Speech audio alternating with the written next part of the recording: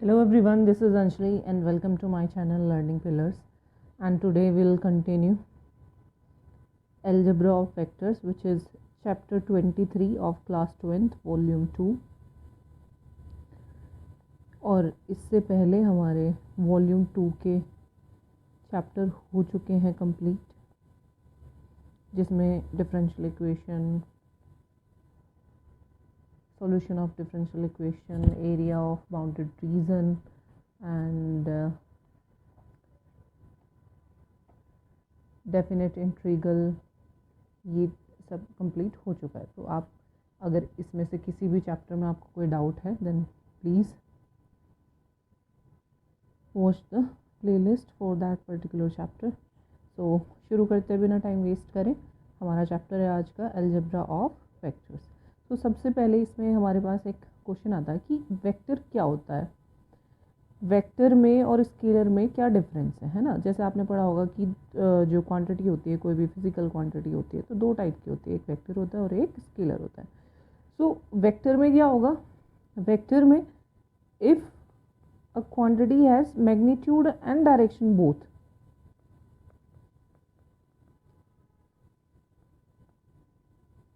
Magnitude मतलब कितने metre चल रहे हैं हम, अगर डिस्टेंस की बात कर रहे हैं, और किस डायरेक्शन में, तो वो डिस्टेंस आपकी किस में कन्वर्ट हो जाएगी, जब वेक्टर बन जाएगी डिस्प्लेसमेंट में कन्वर्ट हो जाएगी। तो यहाँ पे आप कैसे लिखोगे,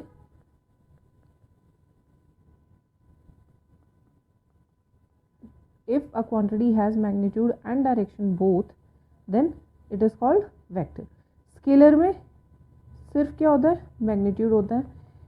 अभी स्केलर का हमारे पास कोई रोल है नहीं, यहाँ पे स्केलर वर्ड यूज़ होगा कई बार, तो इससे आपको ये समझना है कि सिर्फ अगर आपको बात करें कि हम डिस्टेंस ट्रैवल कर रहे हैं या मीटर है कोई फिज़िकल स्केल, तो दैट मीन सिर्फ हम ये कंसिडर कर रहे हैं वहाँ पे कि कितने मीटर चले हैं, in which direction that doesn't matter. ठीक है, तो जो वेक्टर क्वांटिटी होती है हम उसको कैसे डिनोट करते हैं, किससे डिनोट करते हैं। सपोज़ हमारे पास कोई वेक्टर है ए, अब ये हो सकता है आपने डिस्प्लेसमेंट कंसीडर करिए, हो सकता है वेट कंसीडर कराओ, कुछ भी हो सकता है। तो वो पर्टिकुलरली किसी भी फिज़िकल क्वांटिटी से बिलोंग कर सकता है। तो उसको आप डिनोट कैसे करोगे, उसके ऊपर आप क्या पुट कर दोगे, वेक्टर ए। और यहाँ पे हमारे इस चैप्टर में हमें क्या करना है, सबसे ज़्यादा हमें पोजीशन वेक्टर, तो बेसिकली हमें डिस्टेंस से ही है, डिस्प्लेसमेंट से ही मतलब है कि आप एक जगह से दूसरी जगह पर अगर ट्रैवल करोगे, अगर मैं आपको कोऑर्डिनेट एक्सिस में इसको समझाऊं कि हम पॉइंट ए से पॉइंट बी तक ट्रैवल कर रहे हैं, तो ए बी की पोजीशन को आप क्या वो बताओगे, आप इसको दिखाओगे इस तरीके से कि किधर से किधर क्या है। तो ये टेल होती है, जो ए है पॉइंट, यहाँ से आपने शुरू किया है, देन इट इज़ टेल, और एरो जिस तरफ होता है दैट मीन्स हम उस तरफ अहेड कर रहे हैं, उस तरफ हमारी जो मोशन है उसी डायरेक्शन में है, टुवर्ड्स बी मूव कर रहे हैं, फ्रॉम ए टू बी। अब ये आपका यहाँ पे कुछ इस तरीके से लिखेंगे हम, O B minus O A. ये बहुत इंपॉर्टेंट हो जाता है, इसमें मैंने 3-4 चीज़ें आपकी यहीं से क्लियर हो जाएंगी, आपको ज़्यादा डिटेल में जानने की ज़रूरत नहीं पड़ेगी कि ये ओ बी ओ ए क्या है। ठीक है, और ये माइनस क्यों हुआ है, तो ट्राइंगल रूल आ जाएगा, ओ बी ओ ए, तो आपके पास पोजीशंस वेक्टर आ जाएंगे। What is the difference between position vector and generally vector, वो क्या डिफरेंस है, वो सब आपको यहाँ से सिर्फ इसी कोऑर्डिनेट ज्योमेट्री से, इससे आपको क्लियर हो जाएगा। अब देखो भाई, कोऑर्डिनेट ज्योमेट्री में ये क्या होता है, ये होता है हमारा एक्स एक्स डैश यानी कि एक्स एक्सिस, ये होता है हमारा Y Y dash that means Y axis, और जहाँ पे दोनों एक दूसरे को कट करते हैं, इंटरसेक्ट करते हैं दोनों axis, that is called origin. अब ओरिजिन से अगर आप किसी पॉइंट की डायरेक्शन या पोजीशन को बता रहे हो, देन इट इज़ कॉल्ड ये बी को डिनोट कर दो भाई, बी यहाँ पे है हमारा suppose, then it is called position vector of point A. So basically यहाँ पे ओ ए क्या है, पोजीशन वेक्टर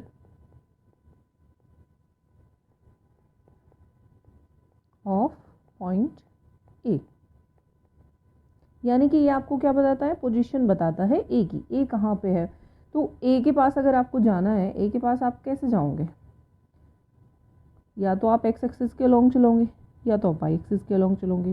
पहले एक टाइम पे आप एक ही एक्सिस के अलोंग चल सकते हो, तो पहले आप यहाँ तक चले, है ना, और फिर आप यहाँ तक चले, तो आप कहाँ तक पहुँच गए, ए तक पहुँच गए। तो आपको एक्स एक्सिस के अलोंग कुछ ट्रैवल करना पड़ा है, वाई एक्सिस के अलोंग कुछ ट्रैवल करना पड़ा है, उसको भी इसे समझने के बाद में उसको भी करेंगे, ठीक है, कि यहाँ से यहाँ तक की डिस्टेंस को एक्स एक्सिस के अलोंग जो हमने ट्रैवल किया उसको कैसे दिखाना है, और फिर इस पॉइंट से जो एक्स एक्सिस पे आप इसके नीचे, ए के नीचे होगा जो बिल्कुल, वहाँ से ए तक की पोजीशन को आप किससे शो करोगे, ठीक है। तो अभी के लिए आपको क्या समझना है कि बेसिकली ओ ए क्या है, position vector of a point A, यानी कि अगर आप ओरिजिन की रेस्पेक्ट में किसी की पोजीशन देख रहे हो तो उसको हम वेक्टर नहीं कहते, सिंपली हम उसको एक स्पेशल वर्ड देते हैं and that is position vector. So ये हो गया आपका position vector of A. O B आपका क्या हो जाएगा, पोजीशन वेक्टर ऑफ बी, है ना, ये बी का पोजीशन वेक्टर हो गया। अब सपोज ये यहाँ पे है, जब आपको, अब ये दोनों एक लाइन में ज़रूरी नहीं है हो, यहाँ से हालांकि लग रहा है कि दोनों एक लाइन में है, क्योंकि फिर ये आपको समझ नहीं आएगा, नहीं तो आप ऐसे भी हो जाएगा, देखो यहाँ से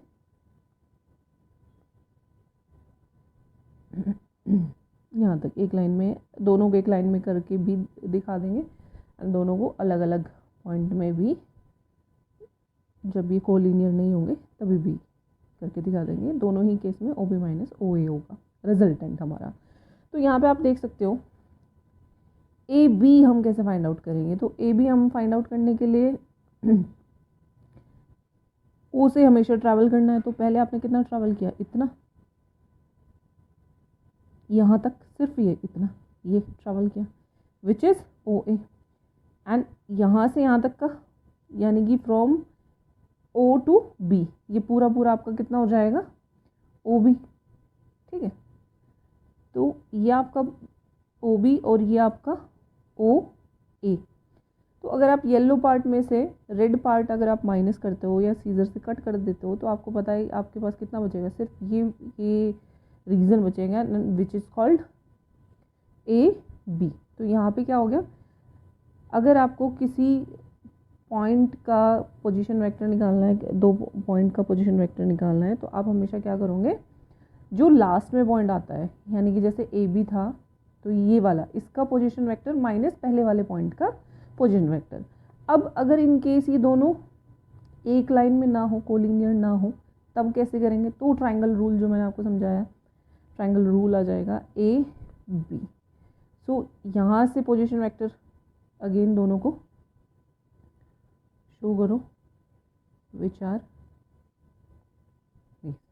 ओ बी एंड ओ ए, ये आपका ओ ए है और ये आपका ओ बी है। जब आपको ए से बी तक जाना है तो आप कैसे निकालोगे,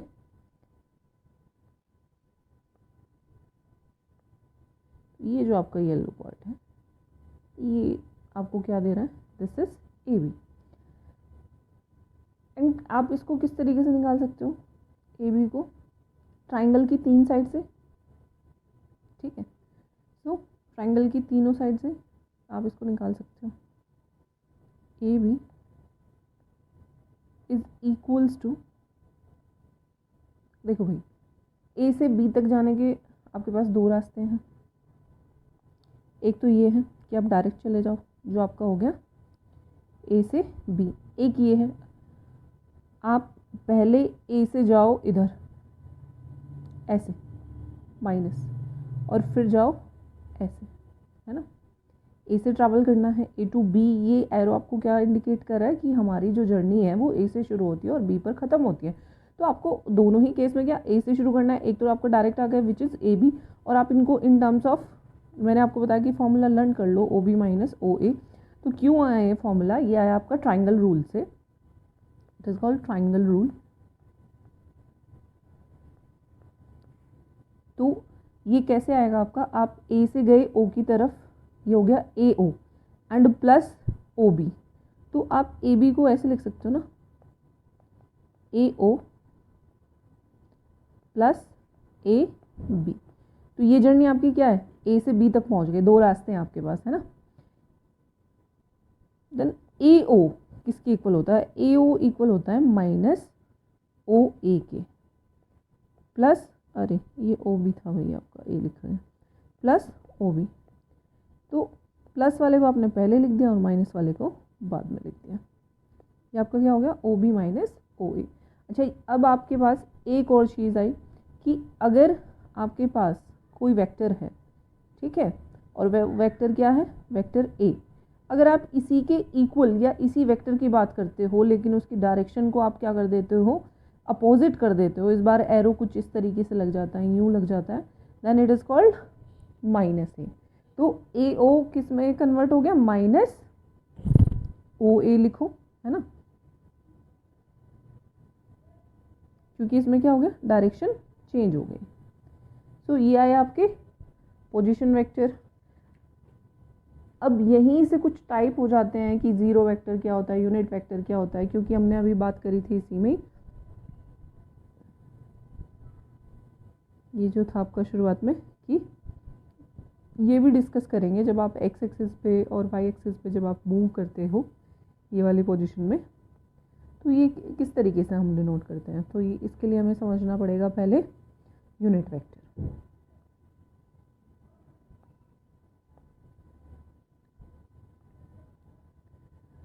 देन इक्वल वेक्टर, सबसे पहले एक बार टाइप समझ लीजिए। इक्वल वेक्टर क्या होंगे, अगर आपके पास दो वेक्टर इक्वल है, उनका मैग्नीट्यूड इक्वल है और उनकी डायरेक्शन भी इक्वल है, if two vector has equal magnitude and same direction,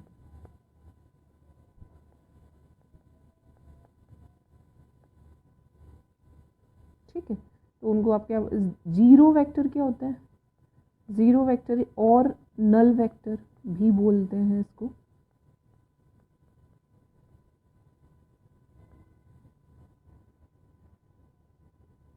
कि या तो आपने जहाँ से शुरू किया या तो आपने मूव ही नहीं किया, फर्स्ट ऑफ ऑल, कि पॉइंट है कोई भी चीज़ ना, ओरिजिन पे ही है वो चीज़, ओरिजिन से उसने मूव ही नहीं किया। और दूसरा केस क्या हो सकता है कि आप कुछ डिस्टेंस तक गए थे बट फिर से वापस यहीं पे आ गए, है ना। यानी कि अगर हमारा इनिशियल और फाइनल पॉइंट कोइंसाइड कर जाए, एक ही हो जाए, कोइंसिडेंट हो जाए, then it is called null vector और ज़ीरो वेक्टर। तो इसमें क्या लिखोगे, इफ़ इनिशियल एंड फाइनल और टर्मिनल, जो लास्ट वाला है, final position of the point of the object is same। Unit vector जो आपका बहुत इंपॉर्टेंट होने वाला है, यूनिट वेक्टर अगर आपने एक बार समझ लिया तो फिर आप यूनिट वेक्टर पढ़ोगे along X axis, Y axis and Z axis, और उसी से आप वेक्टर फिर फॉर्म करोगे उनका प्लस माइनस, जो शुरुआत की एक्सरसाइज में है। तो यूनिट वेक्टर आपको बड़ी ध्यान से, यूनिट का मतलब क्या होता है, यूनिट का मीनिंग होता है एक, ठीक है, यानी कि वो वेक्टर्स जिनका मैग्नीट्यूड क्या हो, एक हो, वन हो, उन सारे वेक्टर्स को हम क्या बोलेंगे, unit vectors. So the vector which has unit or one magnitude। अब अगर बात कर रहे हो आप वेट की किसी वेक्टर की, देन 1 kg होना चाहिए या 1 ग्राम होना चाहिए, ठीक है। स्केल कुछ भी हो सकता है, स्केल CGS भी हो सकता है, MKS भी हो सकता है, तो स्केल डजेंट मैटर, बट वो यूनिट होना चाहिए, ठीक है। अगर आप डिस्टेंस में कुछ ट्रैवल करते हो, डिस्प्लेसमेंट है आपका वेक्टर, क्योंकि जब वेक्टर होगा तो then the quantity will call displacement, it is not distance then.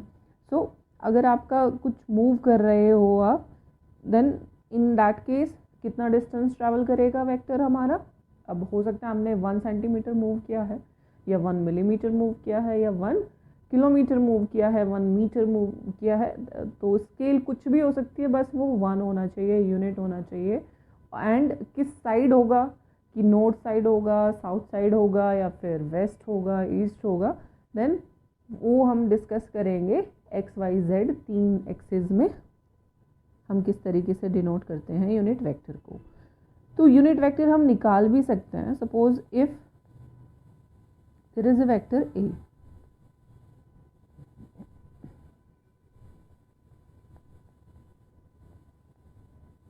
Vector A, then इसी वेक्टर का यूनिट वेक्टर आप कैसे निकालोगे, सिर्फ इसी वेक्टर की हेल्प से, कि हमने 10 किलोमीटर मूव किया है towards a particular side, particular direction, then its unit vector is, first of all जो यूनिट वेक्टर होता है उसको हम बनाते हैं कैप, ठीक है, उसको हम एरो नहीं बनाते हैं, उसके ऊपर लगा होता है कैप। और कैसे निकलता है ये, अपने ही वेक्टर को अगर उसके मैग्नीट्यूड से आप डिवाइड करोगे, ठीक है, मैग्नीट्यूड से डिवाइड करोगे, तो मैग्नीट्यूड को हम कैसे डिनोट करते हैं, ये जो एब्सोल्यूट साइन होता है, जो मॉड्यूलस होता है, अगर उस वेक्टर को आप मॉड्यूलस में दिखा देते हो या जनरली इसको ए लिख देते हो, तो इसका मतलब है ये सिर्फ आपको मैग्नीट्यूड देता है, ठीक है। तो अगर वेक्टर को उसी वेक्टर के मैग्नीट्यूड से डिवाइड किया, दैट मीन्स ये आपको क्या देगा, यूनिट वेक्टर देगा। तो ये एक फॉर्मूला है जो बड़ा इंपॉर्टेंट है, आपको ये याद रखना है अब आगे से हमेशा के लिए, ठीक है।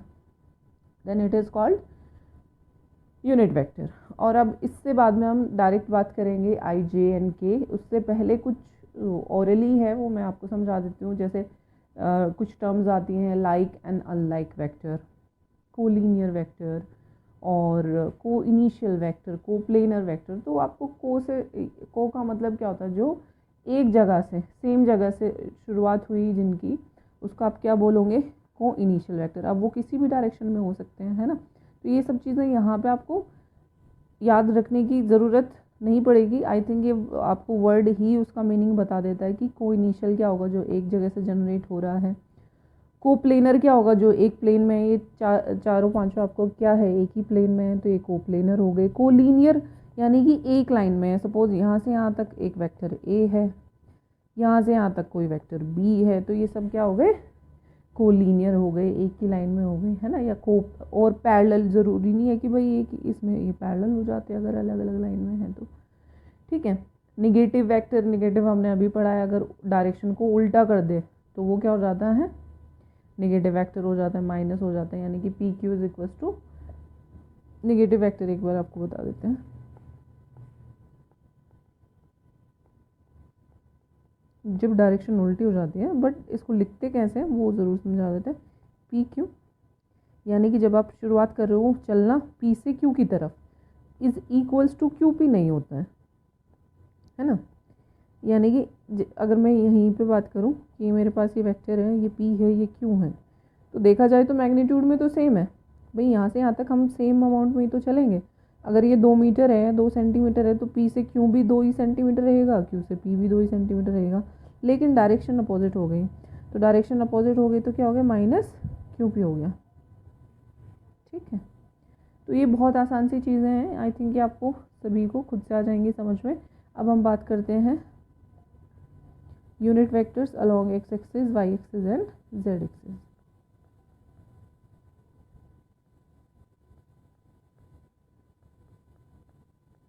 And Z axis. तो जैसा कि हम जानते हैं कि तीनों ही एक्सिस एक दूसरे के क्या होती है, परपेंडिकुलर होती हैं। तो एक्स एक्सिस के अलोंग अगर आप 1 मीटर ट्रैवल करते हो तो उस डायरेक्शन को हम क्या बोलेंगे, या उस वेक्टर को हम क्या बोलेंगे, उस वेक्टर को हम बोलेंगे कि हमने यूनिट वेक्टर ट्रैवल किया है। तो उसे जनरली हम डिनोट करते हैं आई से, ठीक है। तो यहाँ पे आप क्या होगा, आई कैप, एंड वाई एक्सिस के अलोंग जो वेक्टर होता है वो होता है जे कैप, एंड जेड एक्सिस के अलोंग होता है के कैप। क्योंकि हमने पहले ही डिस्कस किया कि अगर यूनिट वेक्टर कंसीडर कर रहे हैं तो फिर हम क्या करेंगे, कैप बनाएंगे, है ना। अब यहीं से सपोज मेरे पास कोई पॉइंट है P, 3D में है, तीनों एक्सिस में ट्रैवल किया है इसने। सपोज आप सभी जहाँ पे भी बैठे होंगे, अगर अपने रूम में बैठ के अभी स्टडी कर रहे हो तो आप एक पॉइंट इमेजिन करो, बीच में आपके रूम में कोई भी पॉइंट है ना, या अपने हेड पे कुछ इमेजिन कर लो कि हेड पे कोई इंसेक्ट बैठा है, तो उसकी पोजीशन आप कैसे दिखाओगे। तो रूम का कोई कॉर्नर देखो अभी आसपास में, तो कॉर्नर से आप 3 लाइन निकाल दो, होगी भी, एक छत की तरफ गया होगा, एक साइड में फर्श पे, है ना, 2 होगा। कोई भी गेट के पीछे का कॉर्नर पकड़ो, वहाँ से आपको 3 एक्सेस दिख जाएंगी। तो सपोज वो क्या है, आपका ओरिजिन है, ये पॉइंट है वो ओरिजिन, ठीक है। और ये आपके सर पे कोई पॉइंट है, मक्खी बैठी है ना, P पॉइंट है। अब कंडीशन ये है कि वहाँ से कोई बच्चा आपके पास चल के आ रहा है ना, या वहाँ से कोई वहाँ से उंगली के थ्रू चल के आ रहा है और उसको वो टच करना है आपके हेड पे, ठीक है। और कंडीशन क्या है कि भाई जब तुम चलोगे ना ऐसे सीधे उस कोने से आपके पास नहीं आ सकता हो, कि तुमको इन तीनों लाइन के अलोंग चलना है, ठीक है। कौन सी लाइन के अलोंग, एक्स एक्सिस के, वाई एक्सिस के और जेड एक्सिस के। तो कैसे चलेगा, अब वो चॉइस है कि पहले किसके अलोंग चल रहा है, ठीक है। तो हम जैसे एक्स वाई जेड कहते हैं तो उसी ऑर्डर में ले रहे हैं। अब सपोज वहाँ से किसी को पेंसिल को उठा के लेके आना है ना, अब वो फर्श पे लेके आएगा पहले, तो किस अलोंग, एक्स एक्सिस के अलोंग। अब सपोज कितने मीटर चला, x मीटर चला, है ना। फिर y एक्सिस के अलोंग चलना पड़ेगा, है ना।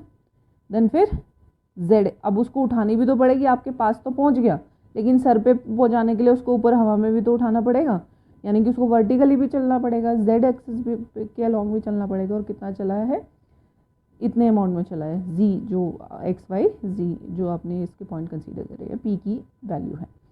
अब यहाँ पे OP वेक्टर की फॉर्म में, आप पोजीशन वेक्टर की फॉर्म में कैसे दिखाओगे, इसको दिखाओगे एक्स आई कैप, क्योंकि डायरेक्शन वेक्टर होने के लिए तो डायरेक्शन ज़रूरी है।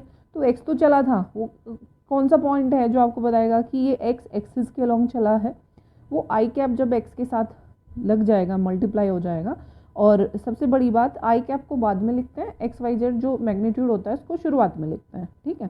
तो एक्स आई कैप यानी कि ये आपका यहाँ तक चला है ना, इस पॉइंट के नीचे यहाँ तक चला, तो मैं यहाँ से, देन प्लस वाई जे कैप।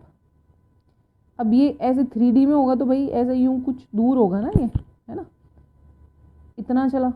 देन फिर ये अब फर्श पे आ गया, ये फर्श ही है पूरा आपका, ये ना एक्स वाई प्लेन जो है, ठीक है। अब ये, अब बोलोगे ये तो आपने बाहर की तरफ किया, ये अंदर दोनों साइड होता है, ठीक है।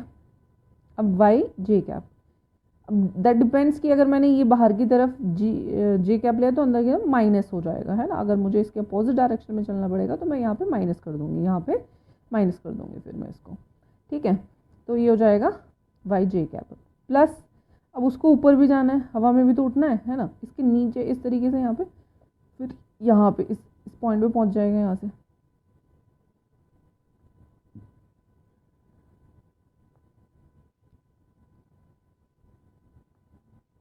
तो ये हो गया आपका z, ठीक है। तो इस तरीके से आपने अपने पॉइंट की पोजीशन दिखा दी, जो कि क्या है, ये है OP। So x I cap plus y j cap plus z k cap are the magnitude, or you can say it is the position vector of point P, where x y z are the magnitude along x axis, y axis and z axis respectively, and I cap, j cap, k cap are the unit vectors along x axis, y axis and z axis। अब यहाँ तक कि उसमें आपकी शुरुआत में R D Sharma में अगर मैं देखूँ, क्योंकि एनसीईआरटी में तो इतनी ज़्यादा एक्सरसाइज नहीं है और मैं जो आपको क्वेश्चन करवा रही हूँ आर डी शर्मा से ही करा रही हूँ, उसमें 2-3 एक्सरसाइज कवर हो जाती हैं, क्योंकि शुरुआत में तो यही पूछते हैं, है ना। जैसे अगर मैं क्वेश्चन डिस्कस करूँ, अभी क्वेश्चन जैसे मैं देख पा रही हूँ आपका फर्स्ट एक्सरसाइज का, एनसीईआरटी का है ये क्वेश्चन, ये है आपका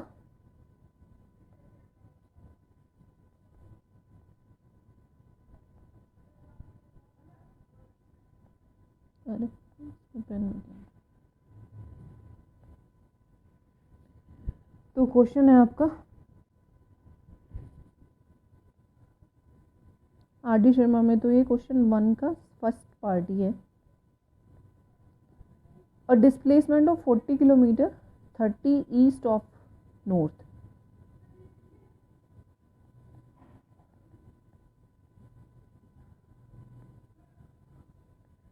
ऑफ 40 किलोमीटर, यानी कि ये आपको मैग्नीट्यूड दे दिया, and 30 degree east of north. तो कोऑर्डिनेट एक्सिस में ये नॉर्थ होता है भाई, इसकी क्या है ईस्ट, इसमें डायरेक्शन में कितना एंगल बना रहे हैं 30, ये ठीक है। और इसमें कितने किलोमीटर चला है, ये ग्राफिकली बताना है, तो मैं आपको ग्राफिकली और इस फॉर्म में भी, दोनों फॉर्म में बता रही हूँ, ठीक है। और ये चला है आपका 40, तो ये आपकी होती है एक्स एक्सिस और ये होती है आपकी वाई एक्सिस। तो ग्राफिकली में तो आपको ग्राफ बनाना है, कुछ नहीं करना है, और ये शो कर देना है,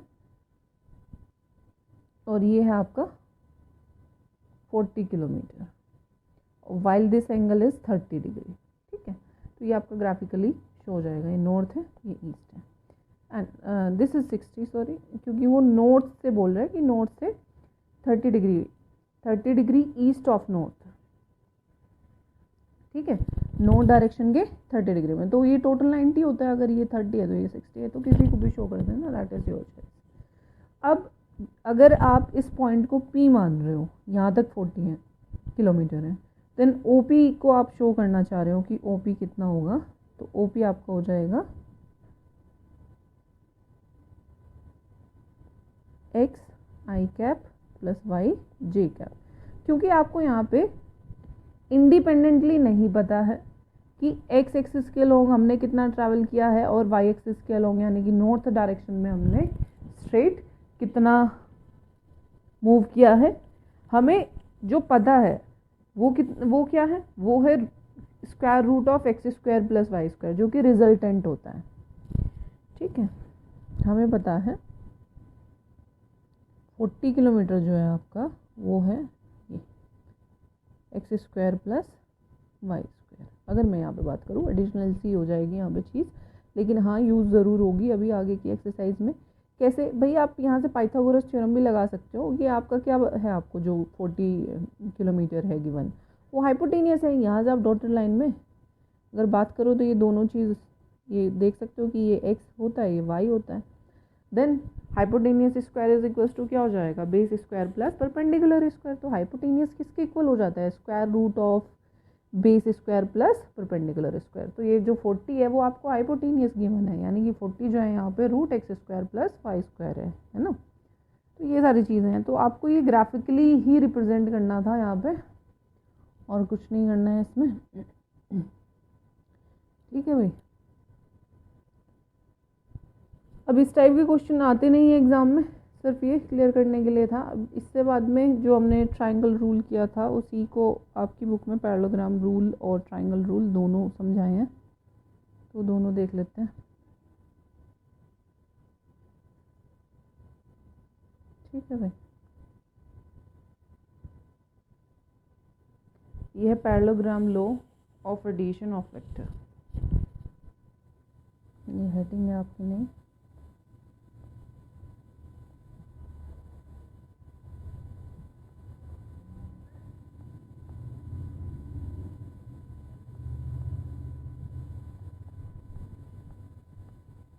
यानी कि दो वेक्टर को आप ऐड कर रहे हो,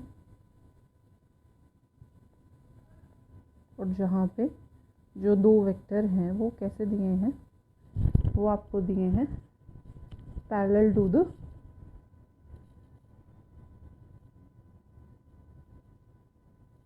सपोज हमारे पास ये कोई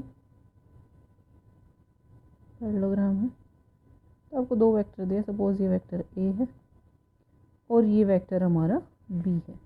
तो पैरेललोग्राम की दो साइड के अलोंग आपको दो वेक्टर मिल गए हैं, और आपसे पूछा है कि इनका रिजल्टेंट बताइए कितना होगा। तो जो रिजल्टेंट है यहाँ पे ये क्या बता रहे हैं हमें कि जो रिजल्टेंट है वो डायगोनल के इक्वल होता है। और डायगोनल के किसके, कि यहाँ पे जैसे ए से शुरुआत हो रही है वेक्टर ए और वेक्टर बी की, तो जहाँ से ये जो वेक्टर है आपके क्या है, को इनिशियल है, एक ही पॉइंट से निकल रहे हैं जो कि पॉइंट है हमारा ए। तो ए से जो डायगोनल निकलेगा वो इनका क्या हो जाएगा, रिजल्टेंट हो जाएगा। अब वो ए से जो डायगोनल निकलेगा उसको हम क्या बोलेंगे, दैट इज ए सी। अब ए सी कैसे निकालोगे भाई, ए सी तो निकलेगा from triangle A B C, है ना। ट्राइंगल रूल हमने पढ़ा है कि दो साइड का, अगर दो एडजेसेंट साइड के अलोंग हमें वेक्टर गिवन है तो जो तीसरी साइड होगी वो उनका रिजल्टेंट देगी, और वो किसके इक्वल होगी, उनके प्लस के इक्वल होगी, ठीक है। तो यहाँ पे आप देख सकते हो कि हमें ए से सी में जाना, तो ए सी किसके इक्वल हो जाएगा, ए सी आप देख सकते हो A B plus B C हो जाएगा। This is called triangle rule, है ना। तो बेसिकली आप इसको ऐसे भी समझ सकते हो कि आपको दो सिटी है, ए सिटी से सी सिटी पे जाना है, ये तो सीधा सीधा हाईवे हो गया ए सी। और जब तक ये हाईवे नहीं बना था किसी वजह से, तो वो रूट को क्या थोड़ा सा टर्न करके रखते हो, तो वाया सिटी बी आप जा रहे थे, तो भाई हमारा डेस्टिनेशन तो सी है, तो ए सी आप किसके इक्वल लिख सकते हो, इसके इक्वल भी तो लिख सकते हो, A B plus B C. अब ए बी आपको किस वेक्टर के इक्वल दिया है, वेक्टर ए के इक्वल दिया है, प्लस बी सी किसके इक्वल दिया है, भाई बी के इक्वल दिया है, क्योंकि पैरेललोग्राम के अपोजिट साइड क्या होती हैं, इक्वल होती हैं, और डायरेक्शन भी तो सेम होगी पैरेलल। भाई बी से सी तो देख रहे हैं, सी से बी होता तो माइनस बी लिख देते, हमें तो यहाँ पे कैसे जाना पड़ रहा है, बी से सी जाना पड़ रहा है, ठीक है। तो ये हुआ हमारा। अब रिजल्टेंट वेक्टर को चाहे तो आप रिजल्टेंट आर से लिख दो, तो आप इसको अपना ट्राइंगल रूल भी बोल सकते हो, या आप इसको पैरेललोग्राम एडिशन भी बोल सकते हो। यहाँ से ही सब्ट्रैक्शन हो जाता है। अगर बाई चांस हमें अपनी डेस्टिनेशन इस तरीके से मिलती कि हम अपोजिट चलते वेक्टर बी के, तो माइनस हो जाता, है ना। तो हम हमेशा करेंगे प्लस ही, जब माइनस होगा तो डायरेक्शन वहाँ पे आपका कुछ इस तरीके से होगा पैटर्न, इस तरीके से आपको एक पॉइंट से दूसरे पॉइंट पर पहुँचना होगा कि डायरेक्शन गिवन उसके अपोजिट हो जाएगी वेक्टर के। तब सीधा हम देख लेते हैं कोई क्वेश्चन। एक पेंटागन है, क्वेश्चन नंबर 6 है ये आरती शर्मा में, और ये है आपका, ये दूसरी एक्सरसाइज आ गई भाई, ये एक्सरसाइज 23.2 का है क्वेश्चन 6। क्योंकि शुरुआत की एक्सरसाइज इतनी इंपॉर्टेंट नहीं है, लेकिन हाँ इसका मतलब ये नहीं है कि हम उन्हें निगलेक्ट कर देंगे। क्यों, क्योंकि यहीं से बेस बनता है। अगर यहाँ से एक बार वेक्टर क्लियर हो गए, उनका triangle rule, parallelogram rule and unit vector कैसे हैं, क्या पोजीशन वेक्टर क्या होते हैं, what is the difference between, ये आपको कहीं लिखा हुआ नहीं मिलेगा, what is the difference between position vector. देखा जाए तो अब इनके बाद में ये पोजीशन वेक्टर बता रहे हैं, इन दो एक्सरसाइज के बाद में, तो इतना ज़्यादा उसमें जाने की ज़रूरत नहीं है। अपना सिर्फ क्लियर रखो चीज़ें कि हमें ये पॉइंट क्लियर करने हैं, ठीक है।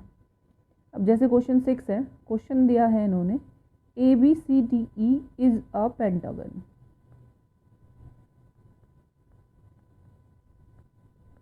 तो पेंटागन क्या होता है, जिसमें 5 साइड हो। अगर ये बोल देते इज़ अ रेगुलर पेंटागन तो फिर चीज़ें डिफरेंट हो जाती। क्यों, क्योंकि रेगुलर है तो हर एक साइड इक्वल है, फिर आप सब में वेक्टर ए ही कंसीडर करते हैं कि हर एक साइड किसके इक्वल है, वेक्टर ए के इक्वल है ना। डायरेक्शन भले ही डिफरेंट है पर उसका मैग्नीट्यूड स्मॉल ए है या कुछ है। Is the pentagon, prove that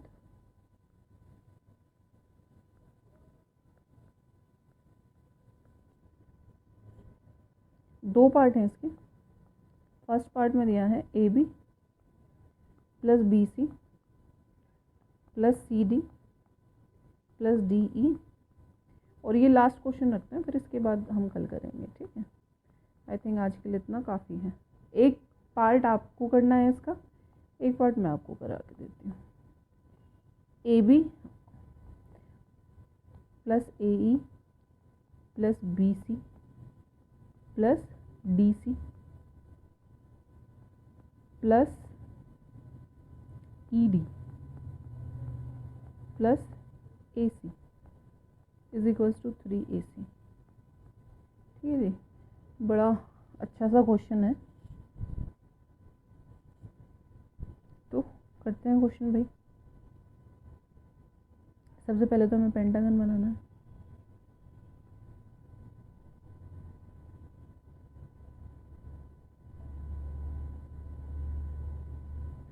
तो पेंटागन आपका किस तरीके से ABCD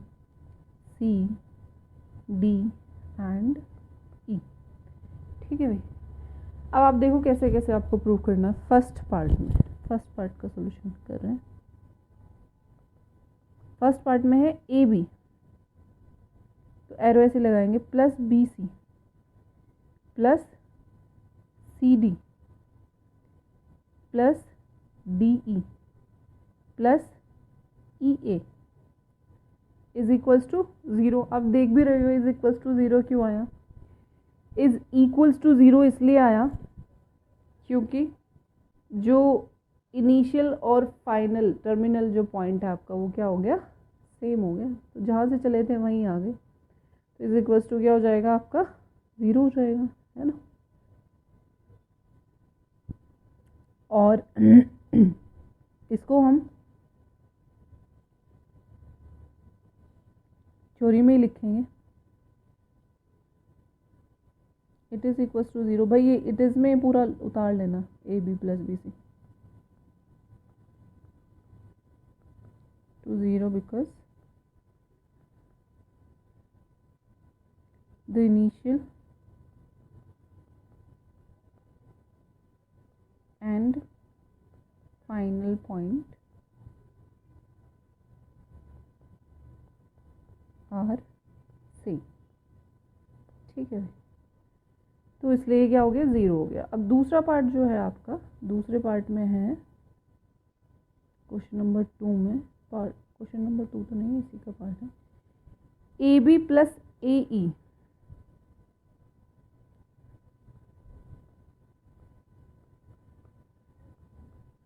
plus BC plus DC plus ED plus AC।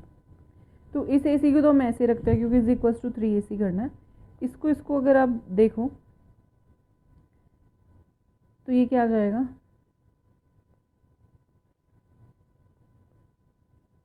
AB plus AE है बेटा ये।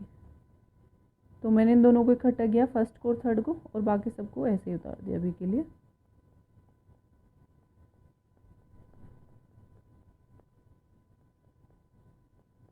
अब ये ट्रायंगल रूल से किसके इक्वल है, AB plus AC, BC is equals to AC।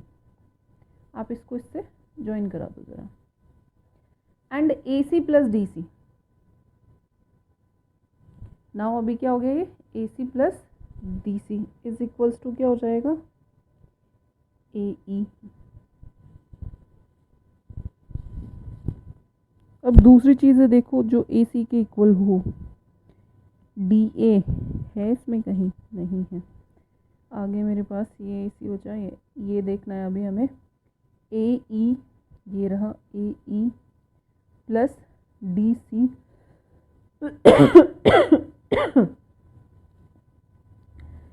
AE plus DC plus ED।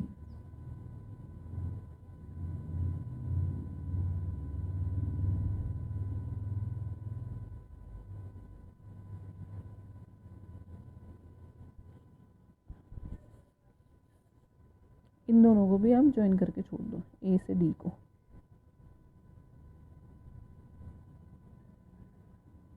क्योंकि इन दोनों से हमें क्लियर हो जाएगा कौन सा रोल लग रहा है। ठीक है।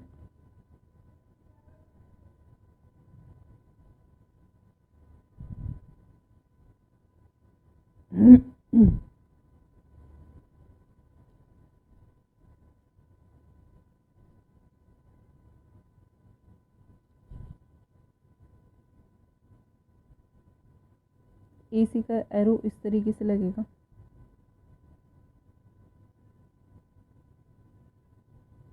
अभी हम देखते हैं AE और प्लस ED ये किसके इक्वल है, ए ई प्लस, अब ए ई है तो ये एरो आपका कुछ इस तरीके से होगा, है ना, ए ई प्लस ई डी, तो ई डी में भी एरो आपका इस तरीके से होगा कुछ, प्लस डी सी ऐसे रखो, क्योंकि हमें जिनकी रिक्वायरमेंट है, हमें है ए सी की रिक्वायरमेंट, तो हम हर बार कोशिश करेंगे कि हमारे पास कुछ इस तरीके से आए कि ए सी में कन्वर्ट हो जाए, 2 ए सी तो हमारे पास आई गई, ये हो रही है। देन ये 3 टर्म बची है, तो 3 टर्म में आप देखोगे कि इसमें 2 एडजेसेंट लाइन कौन सी है जो एक पॉइंट को कॉमन रखती हो, वो है हमारे पास ए ई और ई डी। अब आप देख रहे हो कि ए ई और प्लस ई डी किसके जैसी है, जैसे कि हमें पहुंचना हो ए से डी पर, तो वो किसके इक्वल हो जाएगा, ए ई प्लस ए डी, तो ए सी ऐसे ही, और प्लस ये किसके इक्वल आ गया, ए डी के इक्वल आ गया, plus D E and plus A C as it का। हालांकि ये क्वेश्चन मैं आपको देने वाली थी, बट इसकी जैसा मैं आपको दूसरा क्वेश्चन दे दूँगी। अब यहाँ पे आपको अगेन फिर डायग्राम से देखना है, ए डी प्लस डी ई, ये तो ए के इक्वल हो जाएगा, डी नहीं होगा भाई, ये कहीं कुछ गड़बड़ हो गई, डी सी है ये, सॉरी, ये है हमारा डी सी, ये रहा डी सी। तो A D plus D C, ये बीच का जो कॉमन पॉइंट होता है, सिंपल इसको आप हटा दो, तो ये क्या हो जाएगा आपका, ए सी के इक्वल हो जाएगा, plus A C is equals to ऐसे, ये आपका किसके इक्वल हो गया, 3 ए सी। अब जो हमने एरो लगाए थे, वो एरो हमने 2 लगाए थे पेंटागन जिस हिसाब से हमें दिया था, ए बी सी डी ई। अब वो आपको जब यहाँ पे क्वेश्चन करना है तो उसमें ये देखना है कि एरो किस तरीके से लगे हुए हैं। अगर आपका एक एरो इस तरीके से है और एक एरो है तो ये माइनस हो जाएगा, फिर this minus this is equals to this, और अगर आपके एरो ऐसे और ऐसे हैं तो उस केस में ये दोनों प्लस हो जाएंगे कि this plus this is equals to the third one, ठीक है। तो वो आपको हर बार चेक करना है, और यहाँ पे भी चेंज करने की ज़रूरत नहीं है एरो, क्योंकि बार बार यहाँ पे कहाँ तक करोगे, आपने तो साइक्लिक बनाया है ए बी सी डी ई, बस यहाँ पे जब आपके इस तरीके से आ जाते हैं तो ये जो कॉमन पॉइंट होता है वो कैंसिल हो जाता है और ये इसी इक्वल आ जाते हैं, तो डायग्राम से देख के आप निकाल सकते हो। So this is all for today. I hope कि आपको वेक्टर का बेस अच्छे से समझ आ गया होगा। इसके बाद में सेक्शन फार्मूला और आगे भी बहुत सारी चैप्टर्स, बहुत सारी एक्सरसाइज है इस ई चैप्टर में, बहुत इंपॉर्टेंट टॉपिक है वेक्टर, वो हम कल करेंगे। आज के लिए इतना ही। If you like my video then please subscribe my channel and share as well as. Thank you so much. Bye bye.